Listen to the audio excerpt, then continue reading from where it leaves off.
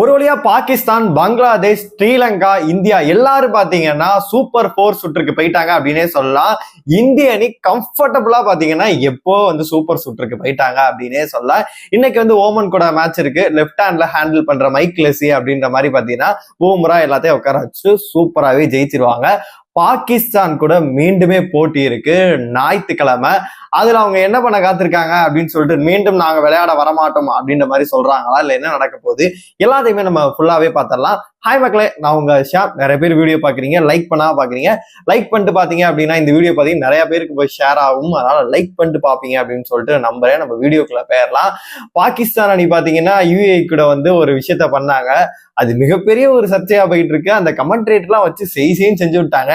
எங்களுக்கு அந்த ஆன்டி பேக்கெட்ராக பாத்தீங்கன்னா நீங்க நடுவரை நீக்கினா மட்டும்தான் நாங்க விளையாட வருவோம், இல்லைன்னா இந்த ரூமை விட்டு நாங்க வெளியில வர மாட்டோம் அப்படின்ற மாதிரி சொல்லிட்டு இருந்தாங்க. அப்புறம் கடைசியில லேட் ஆகி கடைசியில விளையாண்டு அம்பேர் மண்டையை உடைச்சு அப்படின்ற மாதிரி நிறைய விஷயங்கள் போயிட்டு இருந்துச்சு. யுஏஇ கூட பாத்தீங்கன்னா தண்ணி காட்டுற மாதிரி அவங்க கூட விளையாண்டுட்டு இருந்தாங்க அப்படின்னே சொல்லலாம். அப்புறமேட்டு பங்களாதேஷ் பாத்தீங்கன்னா ஈஸியா பாத்தீங்கன்னா உள்ள போயிட்டாங்க அப்படின்னே சொல்லலாம். ஆப்கானிஸ்தானை பார்க்கும்போது ரொம்பவே பாவமா இருந்துச்சு. டஃப் ஃபைட் கொடுத்தாங்க. இருந்தாலுமே 169 ரன்கள் தான் பாத்தீங்கன்னா ஸ்ரீலங்காவோட அவங்களால அடிக்க முடிஞ்சிச்சு. பாத்தீங்கன்னா ஃபைனலா அவங்க போராடி வெளியில போயிட்டாங்க. குசல் மெண்டிஸ் பாத்தீங்கன்னா கமிந்து மெண்டிஸ் இவங்க 2 பேரும் பாத்தீங்கன்னா ஒரு ஸ்ரீலங்காவுக்கு 2 பேரும் தூணா இருந்து பாத்தீங்கன்னா அவங்களோட அணியை காப்பாத்திட்டாங்க. 171 ரன்கள் அடிச்சு வெற்றி அடைந்து இப்போ சூப்பர் 4 சுற்றுக்கும் பாத்தீங்கன்னா தேர்வாகியிருக்காங்க. இப்ப 4 அணிகள் உள்ள போயிருக்காங்க. இந்தியா, பாகிஸ்தான், பங்களாதேஷ், அப்புறமேட்டு பாத்தீங்கன்னா நம்ம ஸ்ரீலங்கா உள்ள போயிருக்காங்க. ஸ்ரீலங்கா கம்ஃபர்டபுளா உள்ள போயிருக்காங்க. அதே மாதிரி இந்தியாவும் கம்ஃபர்டபுளா உள்ள போயிருக்காங்க. பாகிஸ்தானும் பாத்தீங்கன்னா நல்லாவே பெர்ஃபார்ம் பண்ணி அவங்க உள்ள வந்துட்டாங்க. பங்களாதேஷ், ஆப்கானிஸ்தான் பார்க்கும்போது 2 பேருமே ஒரு நல்ல ஒரு டீம் தான். இவங்க 2 பேத்துல பாத்தீங்கன்னா இப்ப பங்களாதேஷ் உள்ள வந்துட்டாங்க. இப்ப அடுத்தடுத்து பாத்தீங்கன்னா ஞாயிற்றுக்கிழமை இந்திய அணிக்கு திரும்ப பாகிஸ்தானோட ஒரு மேட்ச் இருக்கு. அப்புறமேட்டு புதன்கிழமை பாத்தீங்கன்னா மீண்டும் பங்களாதேஷோட ஒரு மேட்ச் இருக்கு. அப்புறமேட்டு ஸ்ரீலங்காவோட ஒரு மேட்ச் இருக்கு. வெள்ளிக்கிழமை ஸ்ரீலங்காவோட மேட்ச் நினைக்கிறேன். புதன்கிழமை பங்களாதேஷோட நினைக்கிறேன். ஞாயிற்றுக்கிழமை பாத்தீங்கன்னா இப்ப ஞாயிற்றுக்கிழமை பாத்தீங்கன்னா பாகிஸ்தானோட. என்னை பொறுத்த வரைக்கும் நான் ஆப்கானிஸ்தான் கூட ஃபைனல் வந்தா நல்லா இருக்கும், அவங்க கூட வருவாங்க, நல்லா டஃப் ஃபைட் கொடுக்குறாங்க அப்படின்னு சொல்லிட்டு இருந்தேன். இப்போ வர கமெண்ட்ஸ் எல்லாம் பார்க்கும்போது ஸ்ரீலங்காவோட ஃபைனல் வரும் அப்படின்ற மாதிரி சொல்லப்படுது. அந்த ஃப்ரைடே அவங்களோட தான் மேட்ச் நடக்கிறதுக்கு, திரும்பி ஞாயிற்றுக்கிழமை அவங்களோட ஃபைனல் வருமா அப்படின்னு சொல்லிட்டு நம்ம வெயிட் பண்ணி தான் பார்க்கணும். இன்னும் பாத்தீங்கன்னா இந்தியாவுக்கு 3 போட்டிகள்ல இருக்கு. இதுல கம்ஃபர்டபுளா 2 ஜெயிச்சிட்டாங்க அப்படின்னாவே ஃபைனல் போயிடுவாங்க. 2-3 ஜெயிக்கணும் தான் பார்ப்பாங்க. என்னை பொறுத்த வரைக்கும் 3மே ஜெயிச்சிருவாங்க அப்படின்ற மாதிரிதான் இருக்கு. பாகிஸ்தானா இருக்கட்டும், பங்களாதேஷா இருக்கட்டும், ஸ்ரீலங்காவா இருக்கட்டும், 3 பேருமே டஃப் ஃபைட் இந்தியா கொடுக்க போறாங்க. என்ன நடக்க போகுது அப்படின்னு சொல்லிட்டு பொறுத்து இருந்து பார்க்கலாம். இன்னைக்கு பாத்தீங்கன்னா ஓமனோட இந்திய அணி விளையாட இருக்காங்க. இதுல சுவாரஸ்யத்துக்கு பஞ்சம் இருக்குமான்னு கேட்டீங்கன்னா ஃபர்ஸ்ட் பேட்டிங் பண்ணணும். அதுதான் யுஏஇ கூட பாத்தீங்கன்னா இல்லைங்க எங்களுக்கு லைட்டா பயமா இருக்குன்னு சொல்லிட்டு பாத்தீங்கன்னா செகண்ட் பேட்டிங் பண்ணாங்க. அதெல்லாம் இல்லாம ஆல்ரெடி சூப்பர் 4 போயிட்டீங்க, என்ன கிரவுண்ட் போட்டாச்சு, மேட்ச் விளையாடணும் அப்படிதானே அப்படின்னு ஓமன் ஆல்ரெடி வெளியில போயிட்டாங்க. அப்படி இருக்கும்போது ஃபுல் பலத்தையும் காட்டுங்க அப்படின்ற மாதிரி பாத்தீங்கன்னா நல்லா இருக்கும் அப்படின்னே சொல்லலாம். ஏன்னா பேட்டிங் டாஸ் ஜெயிச்சாங்க அப்படின்னா கண்டிப்பா பேட்டிங் எடுத்து அபிஷேக், சுமன் கில்லு, நம்ம சூரியகுமார் யாதவ் எல்லாம் போட்டு இறங்கி ஒரு 200-250 ரன்களை விளாசி பாத்தீங்கன்னா அவங்கள ஒரு 100 ரன் அந்த மாதிரி சுட்டாங்க அப்படின்னா ரொம்பவே சுவாரஸ்யமா இருக்கும் அப்படின்னே சொல்லலாம்.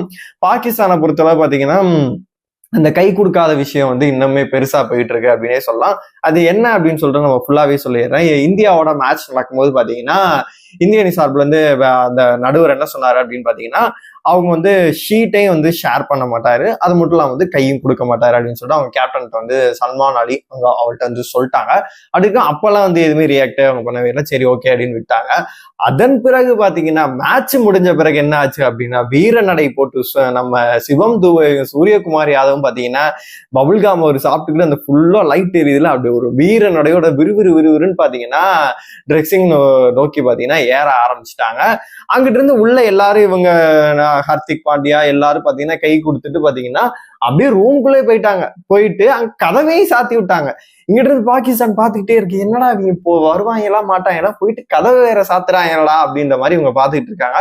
அதுக்கப்புறமேட்டு சரி அவங்க ஒரு ஏதோ முடிவுலதான் இருக்காங்க போல இருக்கு அப்படின்னு சொல்லிட்டு பாத்தீங்கன்னா போயிட்டாங்க.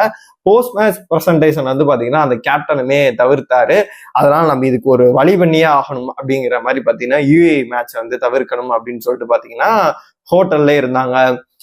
ஐசிசிக்கு வந்து மெயில் பண்ணியிருந்தாங்க அந்த நடுவரை மாத்துங்க அப்படின்னு சொல்லிட்டு. அவங்க அதுக்கு ரிப்ளை வந்து பாத்தீங்கன்னா அதெல்லாம் முடியாது அப்படின்ற மாதிரி சொன்னாங்க. சரி லேட்டா வந்துட்டோம் அப்படின்னு சொல்லிட்டு வந்துட்டாங்க. அப்புறமேட்டு அந்த நடுவர் கூட இவங்க எல்லாம் பேசுற மாதிரி வந்து பாத்தீங்கன்னா ஒரு வீடியோ இருந்துச்சு. அது பாத்தீங்கன்னா ஒரு மியூட்டான வீடியோ தான்.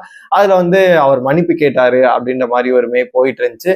அது என்ன நடந்துச்சு அப்படின்னு சொல்லிட்டு இறைவனுக்கு தான் வெளிச்சம் அப்படின்னே சொல்லலாம். இப்ப பொறுத்தவரை பாத்தீங்கன்னா மீண்டும் பாகிஸ்தானோட இந்திய அணிக்கு வந்து ஒரு மேட்சும் இருக்கு. அதுல அவங்க என்ன பண்ண போறாங்க அப்படின்னு சொல்லிட்டு தான் பாத்தீங்கன்னா எல்லாருமே உற்று நோக்கிட்டு இருக்காங்க. ஒருவேளை வந்து போட்டியில வந்து ஆக்ரோஷமா வெளிப்படுத்துறாங்க அப்படின்னா இன்னுமே சூப்பராகவே இருக்கும். போட்டி நாங்க அடிச்சு துவம்சம் பண்றோம்டா அப்படின்னு சொல்லிட்டு ஃபர்ஸ்ட் பேட்டிங் எடுத்து 200 டார்கெட் வைக்கிறோம்டா அப்படின்னு சொல்லிட்டு பண்ணாங்கன்னா இன்னுமே சூப்பரா இருக்கும்.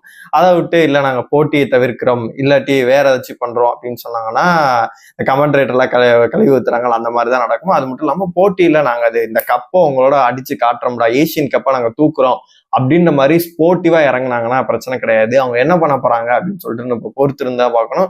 மத்த 2 அணிகளும் பாத்தீங்கன்னா ரொம்ப ஸ்போர்ட்டிவா வந்து பாத்தீங்கன்னா ஸ்பிரிட்டோ சூப்பராகவே ஆடிட்டு இருக்காங்க. அவங்களும் இந்தியாவுக்கு வந்து செம்மையா ஒரு த்ரெட்டாவே இருப்பாங்க. என்ன நடக்க போகுது, ஃபைனல்ல இந்தியாவோட யார் மோதுவாங்கன்னு நினைக்கிறீங்க? அது மட்டும் இல்லாம இந்த சூப்பர் 4 சுற்றுல வந்து பாத்தீங்கன்னா எந்த அணி வந்து தாக்கத்தை ஏற்படுத்தும், திரும்பி பாகிஸ்தானோட விளையாடும் போது எப்படி இருக்கும், எல்லாத்தையுமே மறக்காம கமெண்ட் பாக்ஸ்ல சொல்லுங்க.